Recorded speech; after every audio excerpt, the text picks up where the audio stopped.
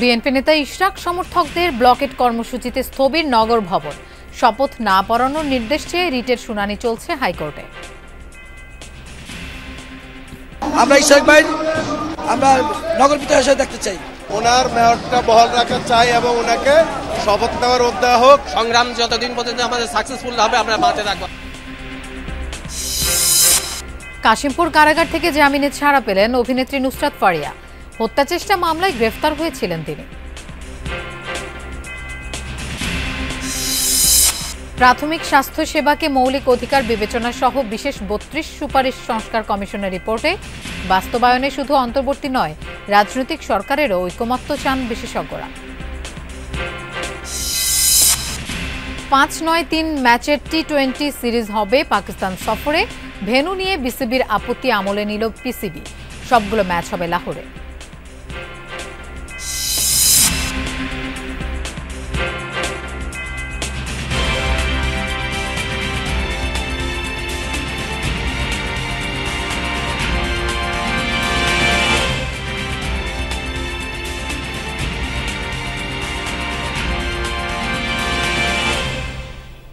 শুভেচ্ছা, আমন্ত্রণ যমুনা নিউজ। আপনাদের সঙ্গে থাকছি আমি মৌসুমী আহমেদ লোপা। এতক্ষণ শিরোনাম দেখছিলেন।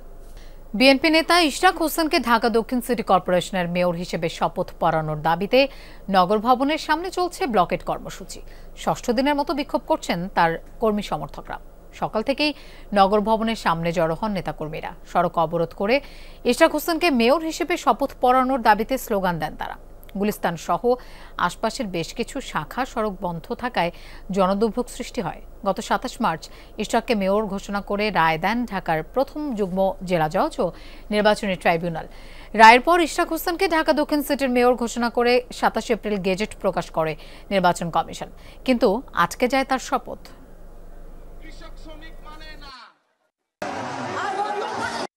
বলতেছে আইনের জটিলতা আছে, এই আইনের জটিলতার কারণে তারা শপথ নিতে পারতেছে না। কিন্তু আমরা তো আইনের থেকে গেজেট পাস করে আমরা আসছি।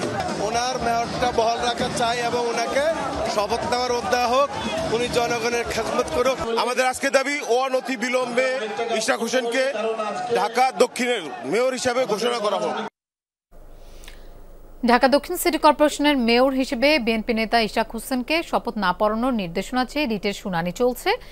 হাইকোর্টে আছেন আমাদের সহকর্মী মাইনুল মারুফ। আমরা তার কাছে যাচ্ছি। মাইনুল, রিটের শুনানি কোন পর্যায়ে আছে সে বিষয়ে একটু জানতে চাই।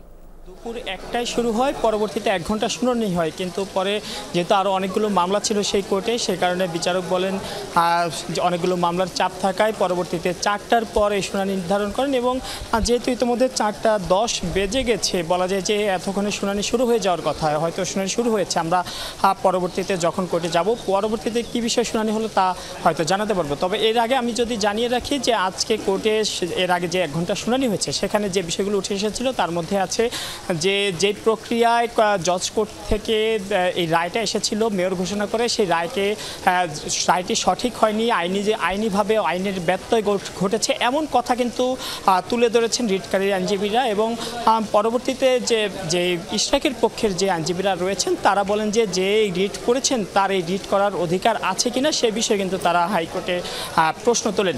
এবং এমনভাবেই কিন্তু পরবর্তীতে কোর্ট বিরতিতে যান এই মামলার। এবং একটু কিছুক্ষণের মধ্যে হয়তো শুরু হয়ে গিয়েছে ইতিমধ্যে শুনানি। এবং এর শুনানির বিষয়ে কিন্তু পরবর্তীতে যখন শেষ হবে তখন কিন্তু বাকি তথ্য আপনার মাধ্যমে জানিয়ে দিতে পারবো। লোপা। মাইনুল, আপনাকে ধন্যবাদ আমাদের সাথে যোগ দেওয়ার জন্য। দর্শক, আমরা নগর ভবনে একটু যেতে চাই। সেখানে ব্লকেট কর্মসূচি চলছে। মনিরুল ইসলাম আমাদের সহকর্মী ইতিমধ্যেই দেখতে পাচ্ছি আমাদের সাথে যোগ দিয়েছেন। মনির, নগর ভবনে যারা বিভিন্ন কাজে আসছেন তারা কাঙ্ক্ষিত সেবা পাচ্ছেন কিনা সেটি একটু বলবেন, এবং সেই সাথে যানজটের কি অবস্থা? যে আজকে গত কয়েকদিন ধরে ইশরাক হোসেনকে মেয়র শপথ পড়ানোর দাবিতে যে এখানে যে অবরোধ চলছে, এখানে যে কর্মসূচি চলছে, সেটা আজকের দিনের মতো কর্মসূচিটা এখন মাত্র শেষ করা হলো। আপনি দেখছেন যে মঞ্চ করে এখানে করা হয়েছে, মঞ্চ করে এখানে আজকে সারাদিন অবরোধ ছিল, রাস্তা আটকানো ছিল, নগর ভবনের মানুষদের আসা যাওয়া বন্ধ করে দেওয়া হয়েছিল, নগর ভবনে তালা ঝোলানো হয়েছে গত কয়েকদিনের মধ্যে আজকেও। গুলিস্তানের গোলাপশাহ মাজার মোড়ের মতো এমন একটা গুরুত্বপূর্ণ জায়গায় গতকালকে বন্ধ ছিল, আজকেও বন্ধ ছিল। তীব্র যানজট, মানুষের ভোগান্তি, তীব্র যানজট এবং নগর ভবনে যারা আসছিলেন সবাই আসলে ভোগান্তি পোহাচ্ছিলেন। তারপরেও ইশরাকপন্থী এই যে বিএনপিপন্থী নেতাকর্মীরা তারা এখানে আন্দোলন চালিয়ে যাচ্ছিলেন। আজকের মতো আন্দোলনটি শেষ করা হয়েছে, কিছুক্ষণ আগে আগামীকালকেও একইভাবে আন্দোলন করা হবে সেই ঘোষণা দেওয়া হলো। আরও কিছু মারাত্মক ঘোষণা কর্মসূচি এখান থেকে দেখলাম আমরা বিভিন্ন পরিবহন শ্রমিক মালিক বা বিভিন্ন শ্রমিক দল বা শ্রমিক সংগঠন কেন্দ্রিক ঘোষণা আমরা দেখলাম। সেটা হলো ঢাকা শহরের আবর্জনা ঢাকা শহরটা মোটামুটি আবর্জনা দিয়ে ভরে ফেলা হবে এমন কর্মসূচি এখান থেকে ঘোষণা করা হয়েছে। বাসাবাড়ি থেকে কোনো শ্রমিক ময়লা শ্রমিকরা ময়লা নেবে না যদি ইশরাককে শপথ না পড়ানো হয়, এরকম ঘোষণা এখান থেকে শ্রমিক দলের বিভিন্ন শ্রমিক সংগঠনের পক্ষ থেকে যারা সংহতি জানাতে এসেছেন তারা এখান থেকে বলেছেন। বিদ্যুৎ শ্রমিকরা ঘোষণা দিয়েছেন যে ঢাকা শহরের যত লাইট আছে রাস্তায় সেসব লাইট বন্ধ করে দেওয়া হবে, সরকারি অফিসগুলোতে যে বিভিন্ন বিদ্যুৎ সেবা সেগুলো বন্ধ করে দেওয়া হবে। এই ধরনের হুমকি বা এই ধরনের ঘোষণা আজকের এই সংগঠনের আজকের এই কর্মসূচি থেকে দেওয়া হয়েছে। কিছুক্ষণের মধ্যে এই জায়গাটি খালি করে দেওয়া হবে এমন ঘোষণা দেওয়া হলো এবং আগামীকাল আবার এই ইশরাককে মেয়র শপথ পড়ানো না হলে আগামীকাল আবারও এই যে কর্মসূচি সেটা চলবে নগর ভবনের সামনে এবং গুলিস্তান। মনির, আপনাকে ধন্যবাদ আমাদের সাথে যোগ দেওয়ার জন্য। জামিনে কারামুক্ত হলেন অভিনেত্রী নুসরাত ফারিয়া। বেলা 4:45টার দিকে জামিনের কাগজ কাশিমপুর কারাগারে পৌঁছানোর পর মুক্তি দেওয়া হয় এই অভিনেত্রীকে। রাষ্ট্রপক্ষের আইনজীবী ওমর ফারুক জানান, পুলিশ রিপোর্ট দাখিল না করা পর্যন্ত জামিন মঞ্জুর করা হয়েছে নুসরাত ফারিয়ার। এর আগে রোববার সকালে থাইল্যান্ড যাওয়ার উদ্দেশ্যে শাহজালাল আন্তর্জাতিক বিমানবন্দরে গেলে ইমিগ্রেশন পুলিশ তাকে আটকে দেয়। পরে তাকে সোপর্দ করা হয় ভাটারা থানায়। এরপর ফারিয়াকে গ্রেফতার দেখিয়ে জিজ্ঞাসাবাদের জন্য নেওয়া হয় মিন্টো রোডের গোয়েন্দা পুলিশ কার্যালয়ে। সোমবার তাকে কারাগারে পাঠায় আদালত। জামিনের পূর্ণাঙ্গ শুনানি আগামী বৃহস্পতিবার। রাজধানীর ভাটারা থানায় দায়ের হওয়া জুলাই আগস্টের একটি হত্যা চেষ্টা মামলায় গ্রেফতার দেখিয়ে নুসরাতকে সিএমএম আদালতে হাজির করা হয়।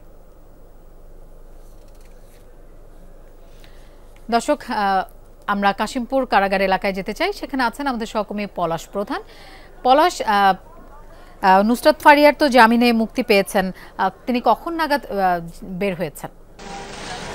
লোপা, এখন থেকে ঠিক 10 মিনিট আগে মূলত তার মা এবং তার আত্মীয় স্বজন, চাচাতো বোন এবং তার পিয়ারু সহ আসলে এসে তাকে নিয়ে যাওয়া হয় এবং কাশিমপুর কেন্দ্রীয় কারাগার তখন তার আত্মীয় স্বজনরা আসার পর যখন প্রবেশ করে তার চাচাতো বোন লামিয়া আক্তার নামে একজন, তিনি মূলত তার কাগজপত্রগুলি নিয়ে আসলে এখান থেকে আসলে প্রবেশ করে, অর্থাৎ যে মূল ফটক রয়েছে সেখানে প্রবেশ করে ঠিক 10 মিনিটের মধ্যে যত কাগজপত্রগুলি রয়েছে সেগুলি সম্পূর্ণ করে তাকে নিয়ে যাওয়া হয়। আমরা কিন্তু এখানকার যারা সংবাদকর্মী রয়েছে তারা চেষ্টা করেছিলাম তার সাথে কথা বলার জন্য, আসলে অপেক্ষা করেছিলাম আসলে তার সাথে আমরা কথা বলতে পারি না। তবে এখানে কিন্তু তার যে ভক্তগণ, অনেক ভক্তগণ কিন্তু আসলে কিন্তু সকাল থেকে অপেক্ষা করছিল তার সাথে কথা বলবে, তাকে ফুল দিবে, এমনটা কিন্তু অপেক্ষা করছিল। কিন্তু সবশেষ আসলে তার সাথে আসলে কথা বলতে পারেনি, দেখা করতে পারেনি, ফুলও দিতে পারেনি। অর্থাৎ 3টি গাড়ি নিয়ে, একটি জিপ গাড়ি এবং 2টি প্রাইভেট কার যোগে সে আসলে এখান থেকে কারোর সাথে কথা না বলে আসলে চলে যায়। তার যে চাচাতো বোন তার সাথে কথা বলেছে, তিনি যে বিষয়টি বলছে যে খুব শীঘ্রই যে চিত্রনায়িকা যে রয়েছে তিনি মূলত ঢাকা গিয়ে সকলের সাথে কথা বলে এমনটি জানি, কিন্তু সে এখান থেকে চলে গেছে। পলাশ, আপনাকে ধন্যবাদ আমাদের সাথে যোগ দেওয়ার জন্য। গাজীপুরের টিএনজেড গ্রুপের 8টি গার্মেন্টসের শ্রমিকরা বকেয়া বেতন এবং অন্যান্য পাওনা পরিশোধের দাবিতে প্রধান উপদেষ্টার বাসভবন অভিমুখে মার্চ টু যমুনা কর্মসূচি পালন করছেন। সেখানে আছেন আমাদের সহকর্মী শামীম রেজা। আমরা তার কাছে সরাসরি যাচ্ছি। শামীম, কোন কোন দাবিতে সেখানে অবস্থান নিয়েছেন পোশাক কর্মীরা, এ বিষয়ে একটু বিস্তারিত জানতে চাই। গাজীপুর ও আশুলিয়ার 9টি গার্মেন্টসের কর্মীরা আসলে তাদের 2টি দফা নিয়ে এসেছেন, বকেয়া বেতন সহ তাদের আনুষঙ্গিক আরও যেসব দাবিগুলো এতদিন অপূর্ণ রাখা হয়েছে সেসব দাবিগুলো পূরণের দাবিতেই আসলে তারা এখানে এসেছেন এবং কাকরাইল মোড় অবরোধ করে তারা আসলে বিক্ষোভ করছেন। সেই দুপুর 3টা থেকেই আসলে তারা এখানে অবস্থান নিয়েছেন। তারা শুরুতে দীর্ঘ 2 সপ্তাহ ধরে আসলে শ্রম ভবনে অবস্থান কর্মসূচি পালন করছিলেন। সেখান থেকে তারা নানাভাবে আসলে সচিবালয় থেকে শুরু করে শ্রম ভবন, তারা বলছেন যে 2 জায়গায় হাঁটাহাঁটির পরেও কোনো ধরনের কোনো সুরাহা না হওয়ায় আসলে তারা মার্চ টু যমুনা করতে বাধ্য হয়েছেন, এমনটাই বলছেন। তারা বলছেন ধারাবাহিকভাবেই আসলে এই দীর্ঘ 15টি দিন তারা অবস্থান কর্মসূচি দিয়ে এসেছেন, বিক্ষোভ করে এসেছেন, কিন্তু তাদের সেই কর্মসূচিতে আসলে কোনো সাড়া না দেওয়ায় তারা আসলে বাধ্য হয়েছেন যমুনার সামনে আসতে, এমনটাই তারা বলছেন। এছাড়া আর এখানে আসলে অবস্থান নেওয়ার কারণে যেটা হয়েছে, এদিকে কাকরাইল মোড় একটা গুরুত্বপূর্ণ জায়গা, আশপাশের সব সড়কেই আসলে যানজটের দীর্ঘ লাইন তৈরি হয়ে গেছে, যেখানে আসলে জনভোগান্তিও হচ্ছে। লোপা। শামীম, আপনাকে ধন্যবাদ আমাদের সাথে যোগ দেওয়ার জন্য। ঢাকা বিশ্ববিদ্যালয়ের শিক্ষার্থী শাহরিয়ার আলম শাম্য হত্যাকারীদের গ্রেফতারের দাবিতে বৃষ্টি উপেক্ষা করে শাহবাগে অবস্থান নিয়েছে ছাত্রদল। সেখানে আছেন আমাদের সহকর্মী আরিফিন শাকিল, আমরা তার কাছে যাচ্ছি। আরিফিন, এই মুহূর্তে শাহবাগের যান চলাচল পরিস্থিতি কেমন দেখছেন এবং আন্দোলনকারীরা কি বলছেন? ধন্যবাদ লোপা। আন্দোলনকারী বলছেন তাদের যে সহপাঠী, তাদের বন্ধু এবং শাহরিয়ার আলম শাম্য, তার হত্যাকারীদের যদি বিচারকে যারা হত্যা করেছে তাদের যদি গ্রেফতার না করা হয়, সেক্ষেত্রে যে আন্দোলন শুরু হয়েছে সেই আন্দোলন তারা অব্যাহত রাখবেন। এবং আপনি জানেন যে এর আগে রবিবার তারা এর আগেও একবার শাহবাগে ব্লকেট করেছিল, 2 ঘন্টার জন্য ব্লকেট করেছিল। আজকে বিকাল 3টা থেকে তারা এই শাহবাগ অবরোধে অবস্থান কর্মসূচি তাদের ভাষায় তারা শুরু করেছেন এবং এই অবস্থান কর্মসূচি সন্ধ্যা 6টা নাগাদ পর্যন্ত তারা চালাবেন বলে আমাদেরকে জানিয়েছেন। এবং তারা বলছেন ঢাকা বিশ্ববিদ্যালয়ে এখন পর্যন্ত 5 আগস্টের পর 2জন শিক্ষার্থী বা 2জন ব্যক্তি মারা গিয়েছেন। বিশ্ববিদ্যালয় প্রশাসন শিক্ষার্থীদের নিরাপত্তায় যথেষ্ট গাফিলতি করেছেন এবং শিক্ষার্থীদের নিরাপত্তায় বিশ্ববিদ্যালয় কর্তৃপক্ষ উদাসীন। এবং সেই সঙ্গে গত এই শাম্য হত্যাকারী যারা রয়েছে, যারা মূল প্রকৃত অপরাধকারী বলা হচ্ছে, 10 থেকে 12 জন ছিল সেই ঘটনার সাথে সম্পৃক্ত, তাদেরকে আটক করা হচ্ছে না, তাদের গ্রেফতার করা হচ্ছে না। এবং যে 3 জনকে আটক করা হয়েছে সেই 3 জনকে তারা আইওয়াশ বলে আখ্যায়িত করছেন এবং সেই কারণে আজকে তারা আন্দোলন করছেন। এর আগে তারা ঢাকা বিশ্ববিদ্যালয়ে গত কয়েকদিন ধরে লাগাতার আন্দোলন করছেন।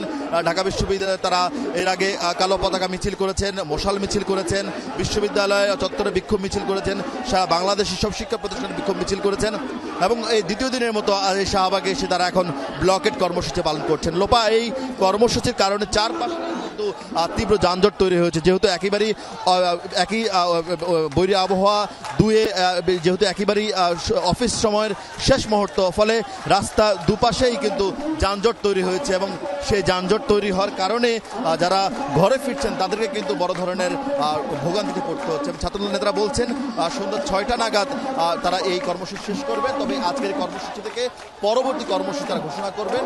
তারা বলছেন শাম্য হত্যাকারীদের গ্রেফতার এবং বিচার না হওয়া পর্যন্ত তাদের আন্দোলন তারা অব্যাহত রাখবেন। লোপা। আরফিন, আপনাকে ধন্যবাদ আমাদের সাথে যোগ দেওয়ার জন্য।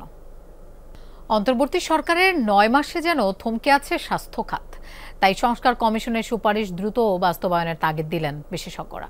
এক্ষেত্রে প্রাথমিক স্বাস্থ্যসেবায় প্রথম সংস্কার দরকার বলে মনে করেন তারা। ঢাকা বিশ্ববিদ্যালয়ের স্বাস্থ্য অর্থনীতি ইনস্টিটিউটে এক আলোচনা সভায় এমন পরামর্শ দেওয়া হয়। বক্তারা বলেন, শুধু অন্তর্বর্তী নয়, রাজনৈতিক সরকারের সময়ও কমিশনের সুপারিশ বাস্তবায়নে ঐক্যমত্য জরুরি। স্বাস্থ্য খাত ঢেলে সাজাতে গত বছরের 17 নভেম্বর সংস্কার কমিশন গঠন করে অন্তর্বর্তী সরকার। রিপোর্ট জমা হয় চলতি মাসের 5 মে। রিপোর্ট বাস্তবায়নে করণীয় নিয়ে মঙ্গলবার ঢাকা বিশ্ববিদ্যালয়ের সিনেট ভবনে আলোচনা সভার আয়োজন করে স্বাস্থ্য অর্থনীতি ইনস্টিটিউট। সেখানে স্বাস্থ্য সংস্কার কমিশনের প্রতিবেদনের নানা দুর্বলতা তুলে ধরেন বক্তারা।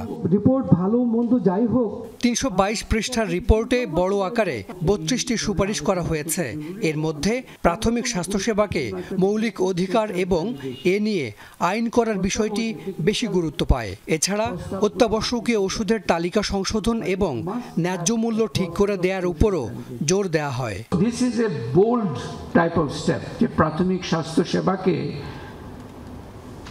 সাংবিধানিক অধিকার একটা পর্যায়ে নিয়ে যাওয়া, এটা কিন্তু ক্যান জেনারেট অনেক ধরনের চাপ এবং অনেক ধরনের চেঞ্জেস। প্রাথমিক স্বাস্থ্যসেবা অর্ডিন্যান্স জারি করা, সাধারণ মানুষের কল্যাণকে সবার আগে অগ্রাধিকার দেওয়া, আমি মনে করি যে ডক্টর ইউনূস স্যারের নেতৃত্বে যে বাংলাদেশে যে অন্তর্বর্তী সরকার আছে তারা কিন্তু এটা সহজেই করতে পারেন।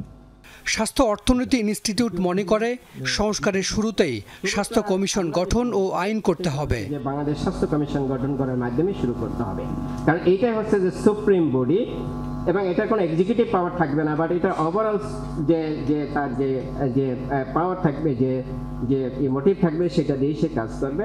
তো এইটা যদি গঠন হয় তাহলে বাকি সংস্কারগুলো এগোতে পারে, আর এটা যদি গঠন না হয় তাহলে বাকি সংস্কার হয়তো এগোবে কিনা সেটা সময় বলে দিবে। পলিটিক্যাল সরকার আসলে বাস্তবায়ন করতে কঠিন হবে, সেইটা যদি এই সরকারের আমলে পড়া সম্ভব হয় তাহলে আমরা সেইটাকে যেন অগ্রাধিকার দিই এবং সেই ক্ষেত্রে আমরা যেন সবাই একমত হই, একসাথে কাজ করি, আওয়াজ তুলি, চাপ তৈরি করি সরকারের উপরে, যাতে হলো এই বাস্তবায়নটা শুরু হয়। আলোচনা সভায় বক্তারা বলেন, কমিশনের সব সুপারিশই গুরুত্বপূর্ণ, তাই দ্রুত বাস্তবায়নে জনমত গঠন করতে হবে। হাসান মিসবাহ, যমুনা নিউজ, ঢাকা। সুপরিকল্পিতভাবে নির্বাচন পেছানোর ষড়যন্ত্র চলছে, এই মন্তব্য করেছেন বিএনপি মহাসচিব মির্জা ফখরুল ইসলাম আলমগীর। দুপুরে গুলশানে বিএনপি চেয়ারপারসনের রাজনৈতিক কার্যালয়ে এক যৌথ সভায় ভার্চুয়ালি যুক্ত হয়ে একথা বলেন তিনি। অত্যন্ত সুপরিকল্পিতভাবে নির্বাচনকে পিছিয়ে দেওয়া, জনগণের যে অধিকার সেই অধিকার থেকে জনগণকে বঞ্চিত করাবার এবং ভোটের অধিকার থেকে বঞ্চিত করবার একটা পায়তারা শুরু হয়েছে। এবং আপনারা নিশ্চয়ই লক্ষ্য করেছেন যে বিভাজনের রাজনীতি আবার শুরু হয়েছে। এখানে গোত্রে গোত্রে যে বিভাজন সৃষ্টি করার চেষ্টা করা হচ্ছে, সরকারের বিভিন্ন ইনস্টিটিউশনগুলোকে পরস্পরের মুখে আপনার মুখোমুখি করার একটা ষড়যন্ত্র চক্রান্ত শুরু হয়েছে।